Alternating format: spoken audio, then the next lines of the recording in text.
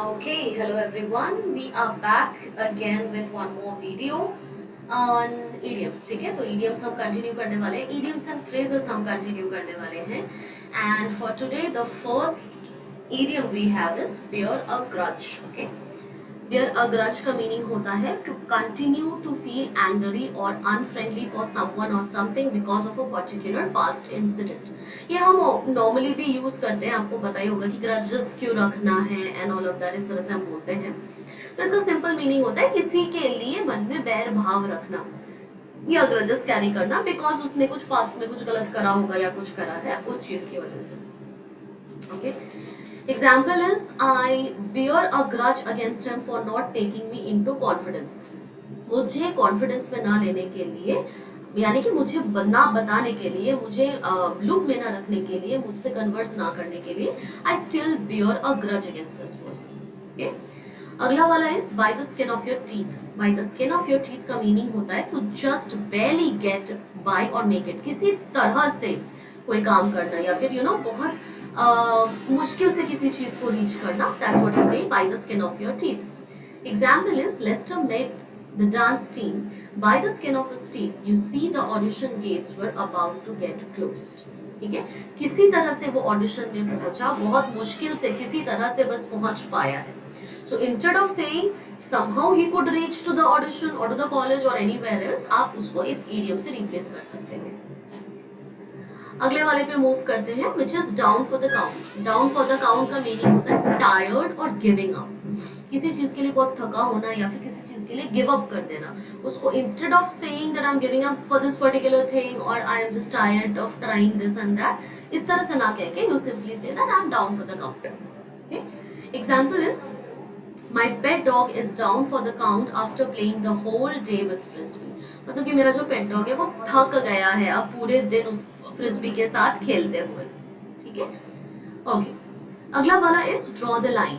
Draw the line again आपको पढ़ के समझ में आ रहा होगा that it is something limit set करना या फिर कोई लाइन ड्रॉ करना बिटवीन समथिंग. और आप नॉर्मली भी आप यूज करते हो ना, there should be a line between this and that, there should be a line of the friendship और ऑफ एनी रिलेशनशिप और anything.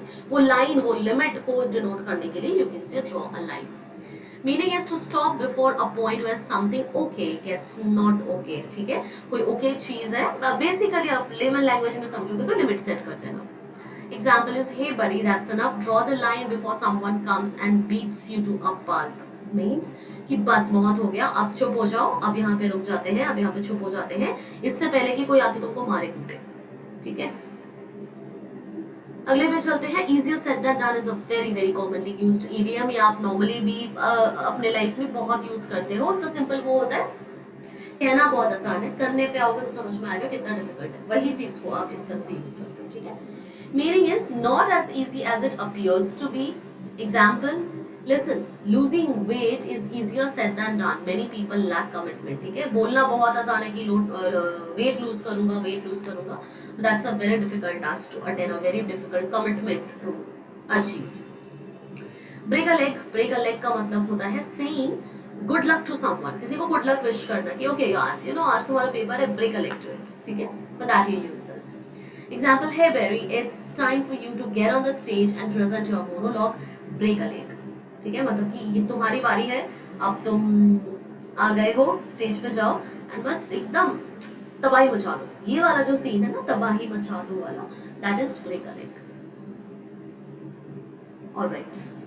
Next of we have up a creek without a paddle. Up a creek without a paddle का meaning होता है in an unlucky situation. बहुत ही unlucky किसी स्थिति में होना, बहुत ही फेवरलेस सिचुएशन में होना. Example, Dan tried to dine and dash yesterday at the Chinese place, but he was stopped by the waiters. Guess he was up a creek without a paddle yesterday. ठीक है, तो डैन क्या करने की कोशिश कर रहा था, एक चाइनीज रेस्टोरेंट में गया एंड वहां जाके he was trying to dine and dash. Dine and dash का मतलब होता है खाया पिया निकल गया, ऐसा वाला कुछ करने की कोशिश कर रहा था, लेकिन mostly he was very unlucky yesterday, इसीलिए ऐसा नहीं हो पाया. तो अनलकी वर्ड ना यूज करके या इस तरह से आप उसको रिप्रेजेंट ना करके you simply say up a creek without, he was up a creek without a paddle, something like that.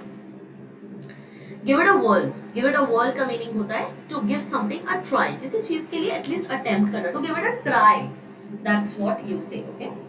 I'm absolutely terrified of skydiving, but I think once in my life I will give it a whirl. मतलब मुझे बहुत डर लगता है skydiving से, but मुझे ऐसा लगता है कि once in a while I'll definitely give it a try और I'll definitely go for a skydiving. ठीक है, किसी भी चीज के लिए attempt करना, कोशिश करना, try करना, उसको आप इस तरह से ना कह के that I want to give it a try और give it an attempt, आप उसको ऐसे लिखते हो give it a whirl. Okay. And the last one we have is fish out of water. Fish out of water का मतलब होता है to be out of your comfort zone. अपने comfort zone से बाहर निकलना, ठीक है, अपने cocoon से बाहर निकलना. Example is Tom felt like a fish out of the water when his girlfriend took him to a Star Wars convention in LA. वो कभी गया नहीं होगा वहाँ पे. So definitely when you get to in any uncomfortable situation or something, instead of saying कि Tom got very uncomfortable or uneasy or something, आप उसको इस particular idiom से replace कर सकते हो कि एक ऐसे situation में मैं पहुँच गया था when I was feeling that I was a fish without a water. अब या फिर fish out of the water, दोनों का ही same meaning है.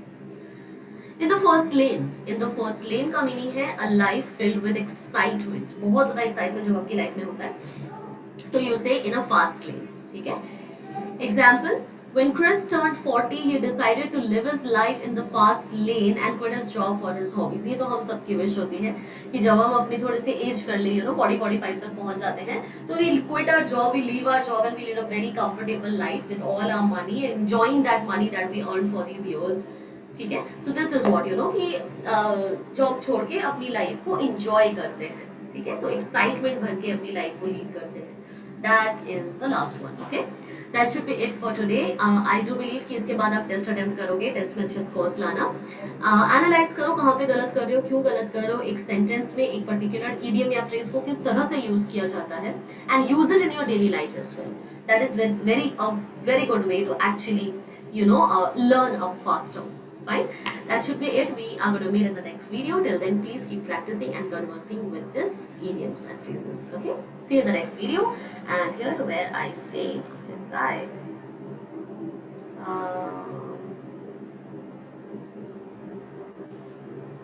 All right, just a moment.